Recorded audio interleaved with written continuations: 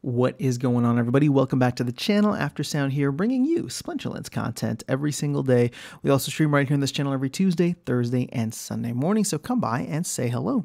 All right, continuing this series out, for those of you who may have missed it, or this is the first video you're hopping into, I am covering all of the Gladiator cards in detail, doing deep dives on each of the splinters individually. So we've already covered Fire, Water, and Earth. They have their own individual videos, and the reason for this is because of the fact with the conscription summoners coming out, the conscription ability, I should say, the conscription rule set, Gladiators now in some tournaments, I think these cards are going to be much more prevalent, and I hadn't taken the time to actually dive deep into all of the cool abilities as you level them up. So let me go ahead. We're going to start from the bottom up, and this video is for life. So Helmet Carafax. Now, this is a card that I have not used myself at all. I don't think there's any battle in which I use this card, but it is 2 mana, and at level 3, which is, I believe, where the level I have it right now. Yeah, so I have it at level 3, so that's maxed for bronze.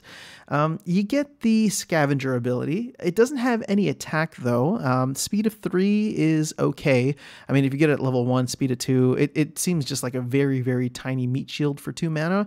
So, you know, speed of 3, 4 health, scavenge ability, I feel like it could come in handy certain times, but it's not until you get into silver, which we'll look at maxed for silver, where you get an additional health, but also the void ability. So once again, it becomes a great tank in many ways, but one of the things that is a little, you know, when you compare this with something like Pelacor Conjurer, Pelacor Conjurer at level 5 has the magic reflect ability, and I think people, and I think more health as well. So it just, it's not going to stack up against something like a Pelacor Conjurer, but the void ability could come in handy in certain contexts. For example, let's say a rule set has the magic reflect ability. Well, now you could throw in the void so that you not only have the magic reflect ability, but you also have void, so you take less damage or no damage if the magic attack is not very high. Now, where this does get interesting is in gold, you get that magic reflectability, so it becomes a nice kind of tank for, again, 2 mana tank for both.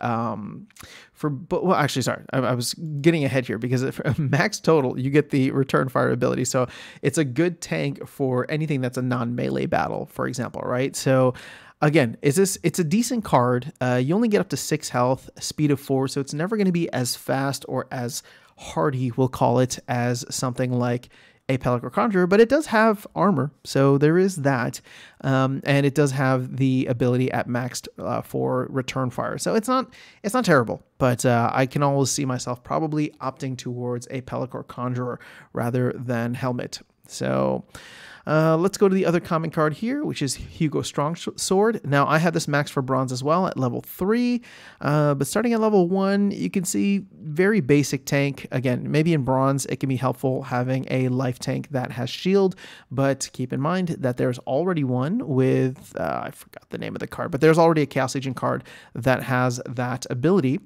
So the only thing or the shield ability, so the only thing that's of benefit here is Bloodlust.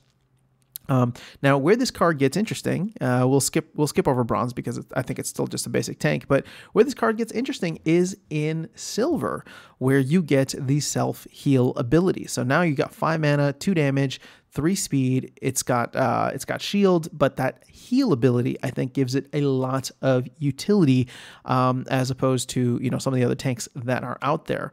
And then, of course, once you get to max for gold, kind of has the same thing with the heal ability, of course, but you increase the health overall, you increase the armor, still only 2 damage, so not amazing. But in Diamond Plus, so even at level 9, you do get the Enrage ability, and then fully maxed out, you get 5 mana, 3 damage, 3 speed. Definitely got, it can take a hit and it can self-heal. So I think that this is a card that I may use in future, potential future rule sets, but Again, for 5 mana, it just seems a little expensive. I'm trying to think if I would use this over something like a Zenith Monk, right? The self-heal ability is great. The shield ability is great. Zenith Monk, maybe I would use that in a game where I know that there's going to be magic played or potential magic played, and I would save Hugo Strongsword for something that's non-magic. But the Enrage could be fun. At the higher levels, you do or would get 5 damage if he does become enraged, right? So 5 damage and speed of 5 would be fantastic. So again, I can see some use cases for this card, but at the current level, I have not used it yet. But hopefully, I can get it to that self-heal and take a closer look. Now, Ajax Lightfoot. Here's a card. I have it at level 2. Now, this is a rare card, so level 2 is actually maxed for bronze. From the get-go, you get a card that is super fast with a speed of 6. It does 2 damage, range damage, as well as having a health of 4. And then for mine, I have it health of 5, right, at level 2. So this card is actually, I've used it just a couple of times, and usually or generally with something like General Sloan, right? Because it's super fast. It does, and the damage buff gets put up to 3 whenever they're, if I pair it with something like General Sloan. But again, it's been few and far between in terms of the amount of actual uses.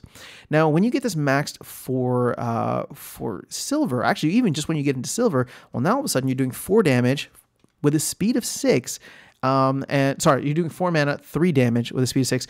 I meant to say 4 damage if you pair it with someone like General Sloan, and that could get interesting, right? It's 4 mana, 4 damage with General Sloan. It's going super fast. It can take out somebody early on, and then you pair it with someone like Supply Runner, for example, and all of a sudden he's got an even faster speed, right? Or you use, what's that called? One of my favorites, Time Mage, where you slow down your opponent. In gold for Time Mage, you use the Rust ability, which I find to be really, really useful, where all of a sudden now he's attacking and maybe you remove some of the armor on an early opponent. But dodge is a great ability to have, especially on the back line, because he's super fast, and with the dodge ability, it'll make him much more difficult to hit. So I'm actually a big fan of this card, especially at the higher levels. I hope, I don't know how much I have right now. Well, not very many, only 8 BCX total. So I would need to get, 8 BCX total? I need to get 6 more BCX in order to get that extra attack. But I think if I do get that extra attack for 4 mana, it's not bad in certain use cases. And then, of course, the dodge ability. And then when you get higher, the speed only goes up, or the speed goes up, the health goes up. And then, of course, at the maxed out level, you do get a damage of 4. Automatically with the card. You don't have to pair it with General Sloan. Speed of 7, and then the phase ability, which could be really interesting. Now, there's not very many monsters that do a magic attack to the back line or in a sneak capacity.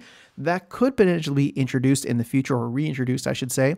But it also makes it for an interesting play up front because of the speed, right? So, for example, let's say you're playing in a non-melee rule set, or even if you are playing in a melee rule set, maybe instead of keeping him in the back, you could almost use him as like a pseudo tank, where you get a couple of turns out of him, but if the front tank dies, he's going to be very difficult to hit, both from magic and from all attacks, right? With phase and dodge and the speed. So it could, he's got several use cases in different parts of the line. And if you get a rule set where, he can play anywhere, meaning a close range rule set, that could be something fun too. So I'm a big fan of Ajax Lightfoot. I'm just not using him as much now. But the card I am using the most right now is Captain Katie. And that is, so I have this, this is another rare card. So I have it maxed for bronze.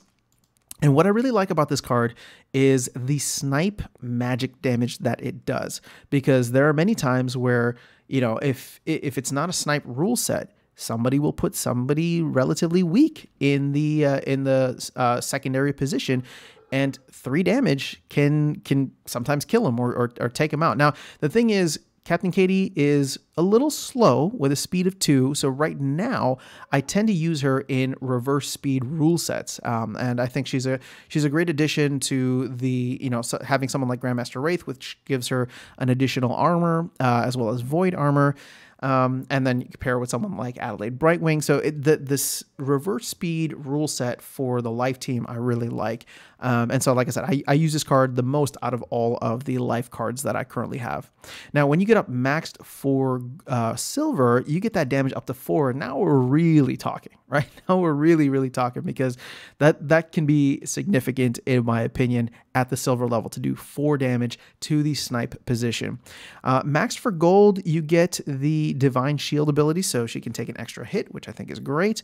And then maxed total, with that slew, you will get a 5th damage, which makes this card really appealing at the highest of levels. But again, it's a card that I like using even at the low levels. Even though I only have it maxed for bronze, I've used it in several games, and sometimes she just starts building up some crazy attacks with that Bloodlust ability. So overall, one of my favorite cards to use for the life splinter when it comes to Gladiator cards. Now here's a card that this is the epic card, so Marisol Contuma. I only have 1 BCX of this card, but this is a card that I could definitely see myself using in the future. It's an expensive mana for 9, but you can operate it from the reach position. It's got a damage of 4 and a speed of 5, so it does go relatively quickly, and it can take a decent hit. Now, up until max for silver is for bronze is going to be level 4, so you get a damage of 5. It's kind of nice. Max for silver, you can go up to level 3. Again, just can take a little bit more of a hit. But when you get into the gold territory, so level 4 and above, you get the Inspire ability, and that's one that I think could be really fun to use in many instances, and just makes it a great support card that you can have in your reach position, right? So obviously I'm 19 BCX from having that, but I can definitely see it being valuable or useful in the future. And then of course, once you get into the higher levels or maxed out, you get the trample ability as well as a 6th damage on there. So this card can be quite dominant with its speed, with its attack, with the fact that it's going to be doing 7 damage per turn. To me, this is a card that I definitely want to get leveled up sooner rather than later. It's not great in all rule sets, and it does cost a hefty amount, but it can be dominant, especially at the higher levels as a support card. In the lower levels, again, I don't play in bronze or bronze phrase, so I can't say, but it's definitely not a terrible card even at the lower areas. Now, this is a card, the legendary card, Sola Rangel. I have not played with this card because clearly you can see that I have not gotten it from packs, but this is a fantastic support card. So even at level 1, you're going to get a tank healer, which, should never be undervalued. Granted, you can get that with the reward card right now with Venari Venari Crystalsmith, but that's going to cost you an extra mana, and you don't have the Bloodlust ability built in. So again, it's 3 mana, 5 health, which I think is actually not bad. At the bronze level, though, at the silver level, so level 2, this is where I think this card becomes very dangerous, because it's something like a Truth Speaker that can attack and has Bloodlust. You get the tank heal as well as cleanse, which comes in super clutch, and then any damage that they're doing, they're just going to increase their stats or speed overall. And then finally, at the highest levels, we'll just do gold and diamond plus together. You're going to get the strengthen ability, so giving all your friendly monsters an additional health, and then you get that extra attack at the max level. But these are very difficult to get right now, especially since our store is not at a place where I can use the power and bloodstones to get higher level drop rates for legendary cards or for gold foil cards. So I have not gotten one yet, but when I do, I will be excited to use it. Again, at level 1 for where I'm at right now, maybe not the greatest or maybe not the best utility for 3 mana, but I think once you get this thing to level 2, even if you're playing in gold or diamond plus, this thing is awesome for 3 mana. The fact that you can cleanse and heal, I think, is going to go a very long way. So that is all I have for now. As you can see, I'm kind of maxed for bronze in some cases for the other cards that I have, but I am working towards getting those to a higher level. So let me know your thoughts in the comments for the Life Splinter below, and I will catch you all in the next video and see you around the game. Take care.